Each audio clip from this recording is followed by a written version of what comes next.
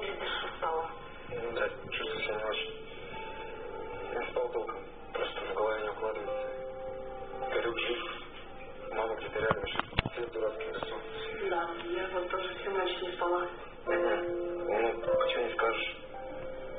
Просто вся сияешь. Слушай, а тебе не надо спать? Ну, вообще. Конечно, надо. Но просто вчера вечером меня один мальчик поцеловал. Да, и перебил мне весь сон. Хорошо. Слушай, а знаешь, что надо было сделать?